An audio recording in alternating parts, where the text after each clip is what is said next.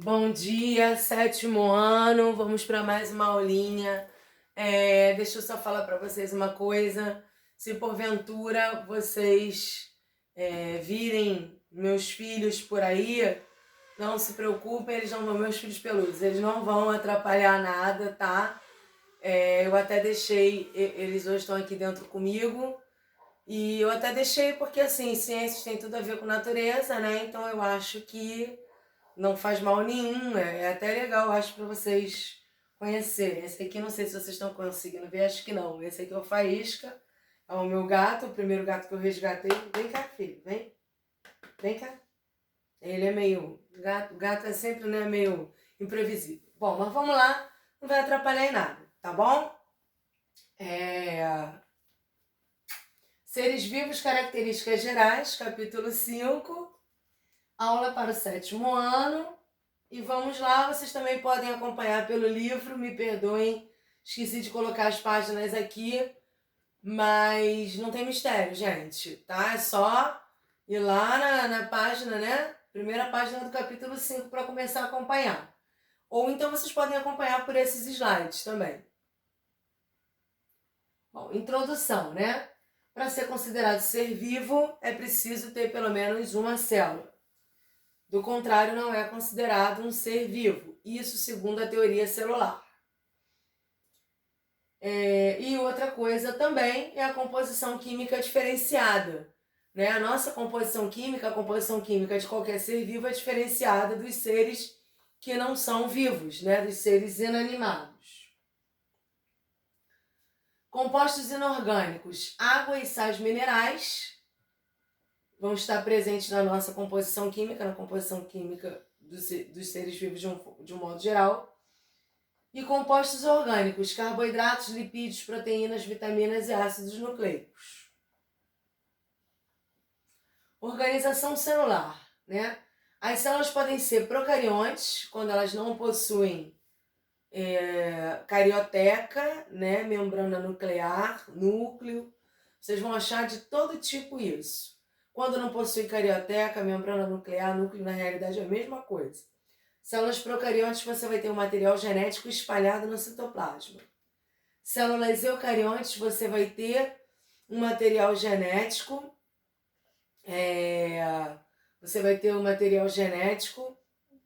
organizado, tá? Por quê? Porque células eucariontes possuem membrana nuclear, ou carioteca, ou núcleo. É a mesma coisa. Vocês vão encontrar os três nomes. Bom, e os vírus, né? Os vírus, segundo a teoria celular, eles não são considerados seres vivos. Por quê? Porque eles não possuem células. Eles possuem material genético e esse material genético fica dentro de uma cápsula. Só que eles têm o poder, né? Eles conseguem se replicar, se reproduzir. Para isso, eles precisam de uma célula hospedeira, mas mesmo assim, eles conseguem se reproduzir e causar o estrago que vocês estão vendo aí, né? Eles conseguem causar um grande estrago aí. A gente está vendo aí o coronavírus, né? Então, assim, para a teoria celular, o vírus não é considerado célula. Por quê? Porque para a teoria celular, para ser considerado ser vivo, precisa ter pelo menos uma célula. Mas alguns cientistas já colocam que os vírus são sim seres vivos, porque eles possuem material genético e conseguem se reproduzir. E aí a gente está nesse impasse até hoje. Bom, metabolismo. A troca de substâncias com o meio externo, né? As células elas fazem troca de substâncias com o meio externo.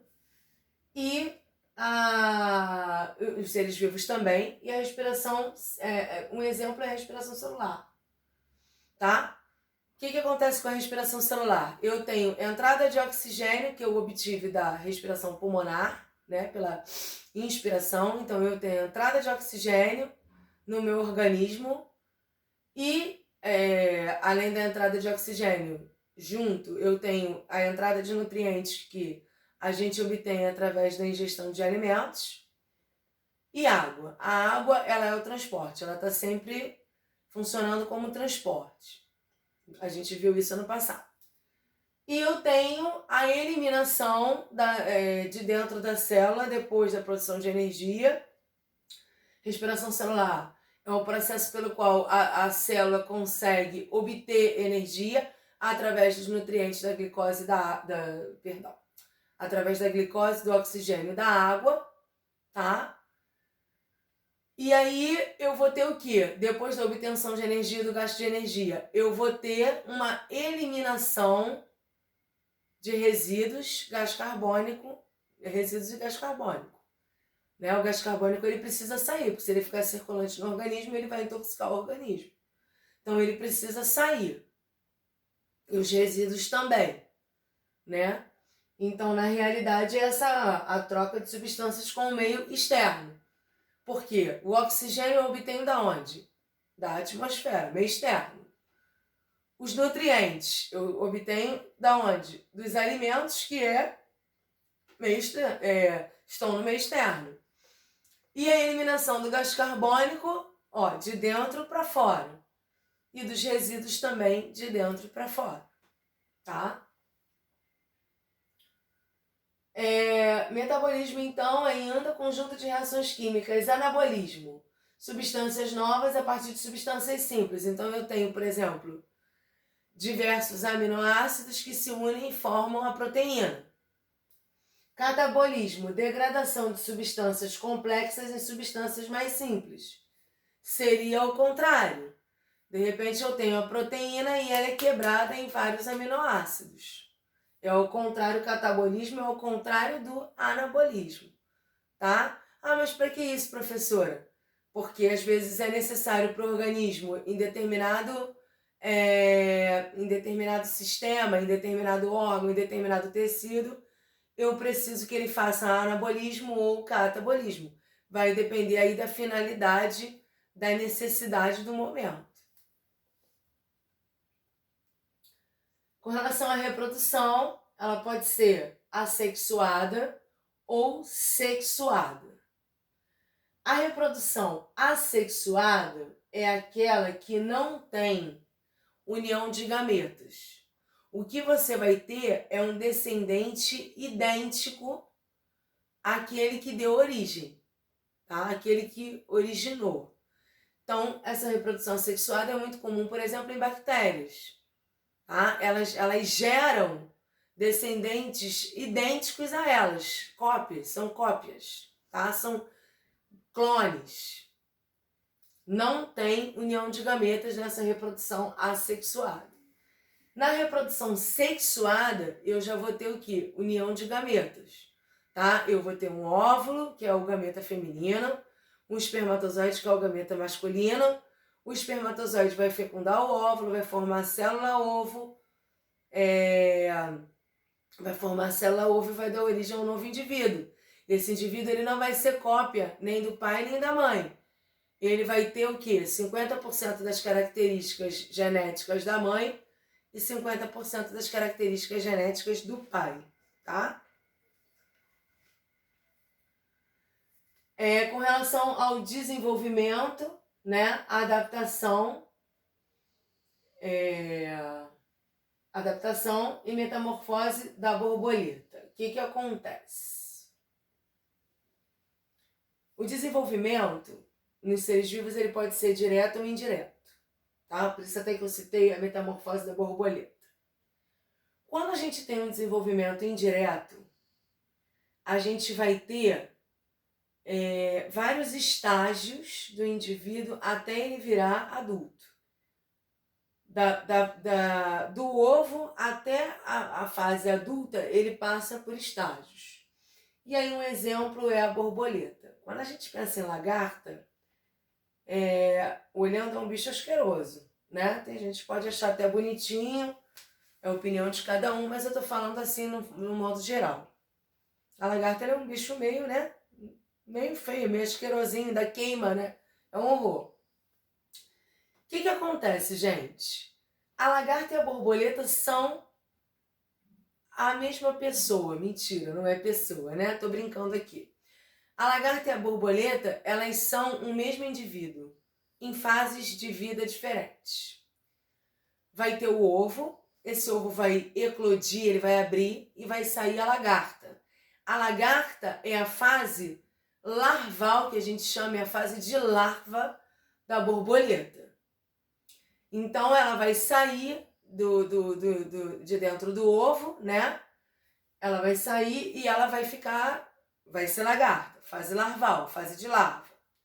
Depois ela faz o quê? Um casulo, né? Onde ela fica ali dentro, que é a fase que a gente chama de pupa, tá? É pupa mesmo, P-U-P-A. Não é pulpa, não, é pupa. E depois, quando ela está pronta para o ambiente, para viver no ambiente, ela sai uma linda borboleta. Ela sai desse casulo como uma linda borboleta. E dava para acreditar que essa linda borboleta era aquela coisinha feia lá atrás, aquela lagarta lá, assustadora, que ainda queima a gente, ainda machuca a gente, né? Porque na realidade é uma defesa, não é que ela seja má. Ela se defende, né? Porque se ela não se defender, o que acontece? Acaba não tendo a perpetuação da espécie, né? E o objetivo, na realidade, da reprodução é a perpetuação da espécie, mas para que ela ocorra, eu preciso ter um desenvolvimento ótimo. Se eu tenho um desenvolvimento ruim, um desenvolvimento quebrado, eu não tenho também a perpetuação da espécie, tá? Então é uma defesa dela, não vamos pensar que ela é má, né? Ah, ela queima porque ela é má. Não, não é isso, tá? Mas então o que acontece, né? Na realidade, os seres vivos precisam sofrer adaptações. Então, para que essas adaptações elas ocorram, muitas das vezes, alguns seres vivos utilizam o desenvolvimento indireto. No caso, por exemplo, dos animais mais evoluídos, o desenvolvimento é direto, tá? Mamíferos. Porque, por exemplo, quando a gente pensa ainda em peixes, apesar de eles serem vertebrados, né, eles, da escala evolutiva com relação aos animais vertebrados, os peixes são os menos evoluídos, mas eles são vertebrados. Só que alguns peixes ainda têm esse desenvolvimento aí indireto. Ele tem a larva dele, que é o alevino, tá? Os anfíbios também, né? Tem os girinos, tem desenvolvimento indireto. Quando a gente pensa em réptil, ave e mamífero, a gente não tem mais desenvolvimento indireto, a gente só vai ter desenvolvimento direto. Hereditariedade, né? Com relação à hereditariedade, é característica essencial de seres vivos e são típicas da espécie. Então, por exemplo, vamos pensar no urso polar, que é o exemplo que tem no livro. O urso polar, ele nasce adaptado para o ambiente frio e ele é gordinho, né? Ele é todo gordinho, todo fofinho. Ele é gordinho e fofinho porque, né? Porque não. Ele precisa ter essa camada de gordura para poder sobreviver num ambiente frio, para estar adaptado ao ambiente frio. Por quê? Porque a camada de gordura é um isolante térmico. Então, ele precisa dessa camada de gordura porque ele não vai ter um shopping para comprar roupa, né? O urso não vai comprar roupa no shopping. Então, ele precisa o quê? Ele precisa se proteger do frio, se aquecer do frio. Então, ele é adaptado para esse ambiente. Se eu pegar um urso polar, tirar lá do polo e colocar ele no deserto lá do Saara, ele vai morrer. Porque ele não é adaptado, ele não herdou dos pais dele, dos descendentes dele, ele não herdou a característica para sobreviver aonde? No deserto. Certo? Porque os pais dele também não têm essa característica e por aí vai. Então, na realidade, quer ver um negócio? Vamos lá, o cachorro late. Já viu o gato latir? Não, não vai latir. Por quê? Porque na realidade, isso é uma característica típica da espécie do cachorro. Ele late. O gato mia. É uma característica típica da espécie, que é passada através de quem? Da hereditariedade. Tá? Então, na realidade, são características que são passadas, né, de pai para filho. Vão sendo passadas para os seus descendentes. Em alguns casos, acontecem algumas modificações ao longo dos anos, algumas mutações, tá? Mas o cachorro, desde milhões, milhares de anos atrás, ele late. Concordam? Não mudou isso. O cachorro não passou a falar, né? O cachorro continua latindo. O gato continua miando. Por quê? Porque são características típicas de cada espécie que são passadas através da hereditariedade. Através dos pais, né? Dos ancestrais, não só os pais. Vai passando de pai para filho. Evolução, processo de transformações e adaptações. Foi aí que eu falei que às vezes com a mudança do clima nós sofremos sim algumas transformações. O nosso organismo se adapta a certas condições. Poderá se adaptar ou poderá não se adaptar. Quando o organismo não se adapta, ocorre o desaparecimento de espécies. Quando o organismo se adapta e ocorre uma mutação muito grande, uma transformação muito grande, você tem o surgimento de novas espécies. Então, o que nós temos, por exemplo, se a gente for pensar... Quando a gente fala em cachorro, a gente não faz ideia, e tem, em alguns livros tem que eles são originados do lobo cinza. Só que esse lobo cinza não é o lobo que a gente está pensando, o lobo que a gente vê hoje, é um ancestral, tá? É um ancestral, ele não existe mais. Então, na realidade, com as transformações e adaptações em virtude do meio em que este lobo vivia, esse lobo ele foi sofrendo modificações. Na realidade, os mais domesticados foram se adaptando e aqueles que não eram domesticados, eles foram, como eles não se adaptaram ao ambiente, eles morreram. E hoje, né, já há algum tempo, nós temos o quê? Cães que são o quê? Totalmente domesticados, né? Totalmente domesticados. Os cães são realmente domesticados, porque os gatos ainda não têm uma domesticação completa, por isso esse instinto de fuga ainda, né? Essa necessidade de fugir. Aqui os meus não fogem de jeito nenhum, não deixo. Não deixo porque não confio, tenho medo que coma veneno na rua, que seja atropelado, que alguém faça alguma maldade, eu tenho pavor. Então os meus ficam dentro de casa 24 horas, eu não deixo pra rua de jeito nenhum.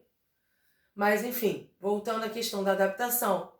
Então se você for olhar a foto de um lobo cinza, aquele ancestral, ele não existe mais. O que você tem hoje são o quê? Cachorros.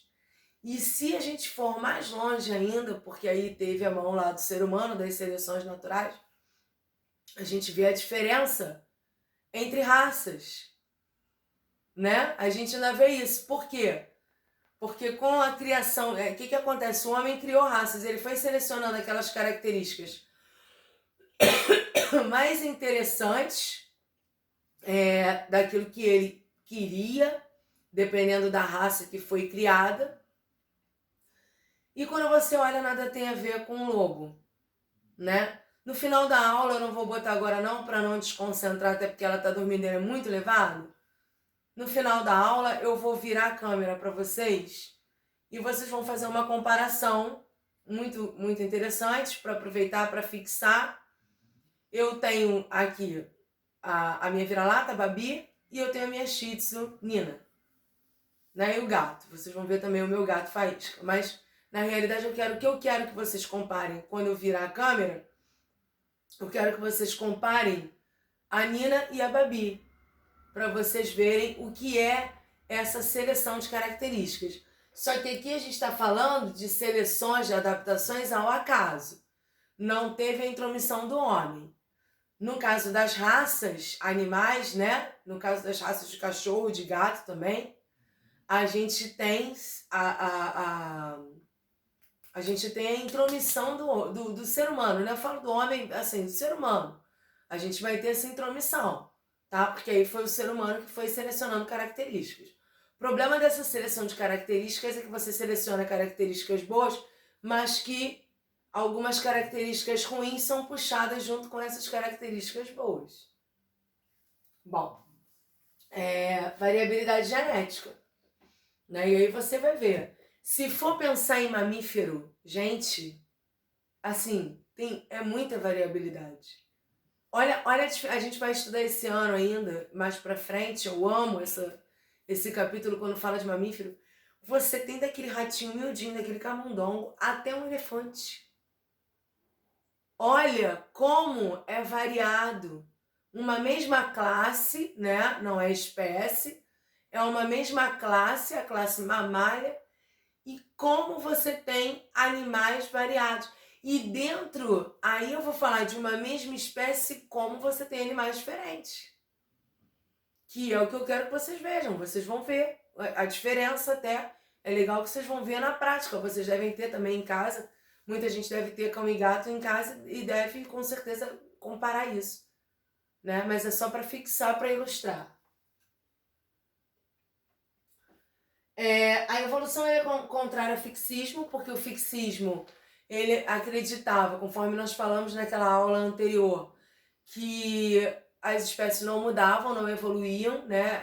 Eram todos iguais desde o início da criação do mundo.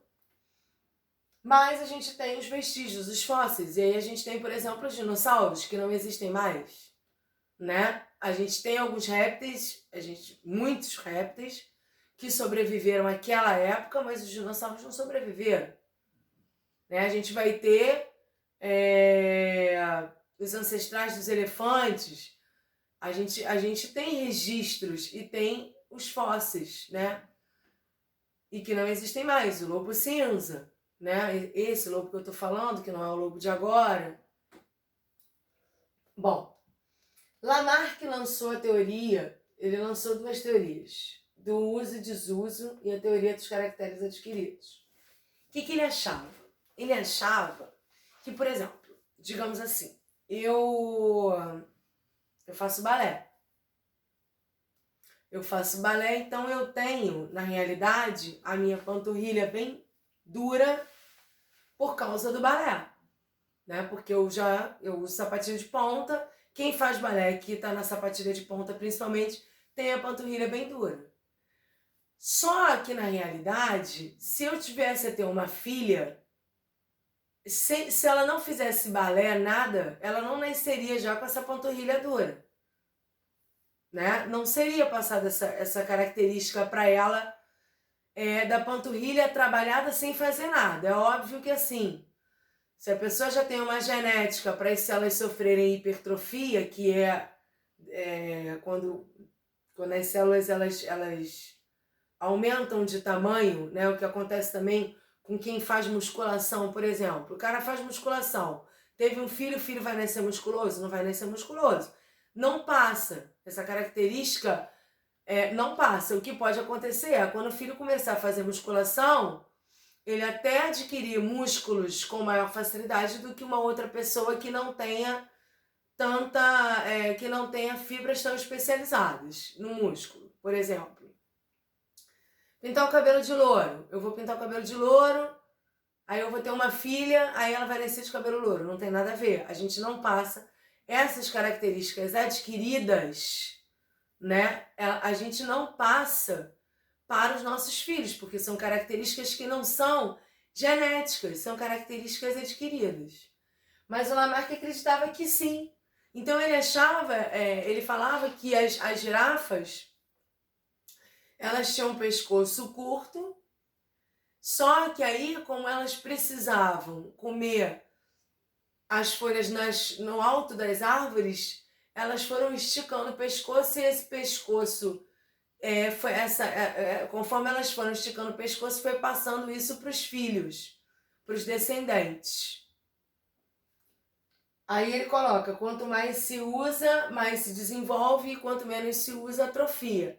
De certa forma, isso faz algum sentido, mas isso não é transmitido de pai para filho, tá? Esses caracteres adquiridos, né, aqui, eles não são transmitidos de pai para filho, tá? São caracteres que a gente adquire. O pintar o cabelo, o alisar o cabelo, fazer permanente, cortar, raspar a cabeça. Não tem nada a ver, não vai passar pro filho isso, né? Ah, vou raspar a cabeça, sei lá, imagine seja homem, seja mulher, sei lá, raspar a cabeça e vou ter um filho, aí vai nascer careca porque eu raspei a cabeça. Não tem nada a ver. O filho vai nascer careca se tiver que nascer careca. Se tiver que nascer cabeludo, vai nascer cabeludo. Porque na realidade ele está mudando uma coisa externa. Ele não está mudando uma coisa interna. Ele não está mudando o genótipo lá, botando lá, modificando lá no DNA das células que para todas as células serem carecas. Não tem. Mentira, tô brincando, tá, gente? Não existe isso, célula careca. Mas de repente, tipo, para não ter produção de folículo piloso, não tem como, não existe isso. Folículo piloso é o que dá origem ao nosso cabelo. Então, na realidade, o que é adquirido não é passado de pai para filho. E aí, o que Darwin acreditava? Em seleção natural. Aí, observem a diferença. O que Darwin acreditava com relação a essas girafas? As girafas de pescoço comprido, que nasciam de pescoço comprido, ao acaso, sobreviveram porque tinham facilidade de obter alimento. E as girafas que nasciam de pescoço curto, morreram, foram extintas. Por quê? Porque não conseguiam se alimentar. Conseguem perceber a diferença? Para Darwin, seleção natural. Os mais bem adaptados, eles sobrevivem. Os menos adaptados aqui ao ambiente. Os menos adaptados não vão sobreviver. Então, por exemplo, por que os dinossauros foram extintos? Porque eles não se adaptaram às mudanças de ambiente. Né? E outras espécies mais que foram extintas não se adaptaram à mudança do ambiente, tá? Então, na realidade, ele não fala em momento algum que o caractere que foi adquirido, né, de forma não genética, que ele vai ser passado de pai para filho. Não vai. Aquilo que é adquirido, que não muda o genótipo, que não muda o DNA, não vai ser passado de pai para filho, tá? O que passa de pai para filho são as características genéticas, né? A mulher pode pintar o cabelo de louro, o homem pintar o cabelo de louro, vão ter um filho e de repente o filho não vai nascer louro porque eles pintaram o cabelo de louro. Ele pode nascer louro porque eles podem ter na genética lá, no DNA deles, o gene para cabelo louro. Mas porque eles pintaram o cabelo de louro, não, nada a ver. Não vai passar. Não vai transmitir para o filho isso. Porque na realidade eles só passaram uma tinta no cabelo. Mas eles não mudaram o DNA, né? E o que passa para os filhos, para os descendentes, vai ser o quê? Características do DNA, tá bom? Então, essa teoria da seleção natural, ela é a mais aceita até hoje, né? E a de Lamarck, na realidade, não é aceita por nenhum cientista, porque não faz sentido nenhum, né, ele pensar que a girafa foi passando, foi crescendo o pescoço, né? Foi crescendo o pescoço e passando para os filhos. Não foi. O que acontece? Aquelas girafas de pescoço curto, elas morreram, elas não sobreviveram. Por quê? Porque elas não se adaptaram ao ambiente. Só sobreviveram as girafas de pescoço longo porque conseguiam se alimentar. E aí, hoje em dia, toda girafa tem pescoço comprido. Porque as de pescoço curto foram extintas. Gente, é isso por hoje. Eu vou virar a câmera para vocês verem. Façam os exercícios. Esse capítulo não é grande, da página 73, 77, 79. Tá bom? Eu vou virar a câmera aqui rapidinho para vocês verem e observarem a diferença, né? Aqui. Eu vou caminhar aqui com a câmera. Aqui é meu gatinho fofinho, meu faísca. Meu cialata. Aqui, ó. Peraí, só um instantinho, gente. Não reparem, tá? Ó, Babi. Essa é minha vira-lata. E essa aqui é a minha Shih Tzu. Olha a diferença, né? Na realidade, todas duas são o quê? Da mesma espécie. né? Canis familiares, que é a espécie do cachorro, a gente vai aprender isso mais pra frente. Mas o que acontece? Eu tenho, por causa da variabilidade genética, eu tenho uma diferença muito grande entre uma e outra, né? Em tudo, em tamanho, em altura, né? Tamanho de comprimento, altura, características de pelo, uma é pelo curto, a outra é pelo longo, enfim, tudo, né? A Babi, se a gente for pensar, ela se assemelha mais a um lobo do que a Nina. Eu falei Bunny, né, gente? Eu devo ter falado Bunny. Se eu falei Bunny, me perdoe, é um ato falha, porque Bunny era o nome da minha outra cachorrinha que infelizmente faleceu, tá? Mas é a Nina. Desculpa aí. A Nina, se olhar bem, eu só sei que ela é um cachorro porque ela late e corre atrás do rabo. Porque senão, né, bem diferente, né? Então é isso, gente. Por hoje é só, tá bom? Qualquer dúvida é só entrar em contato lá na plataforma.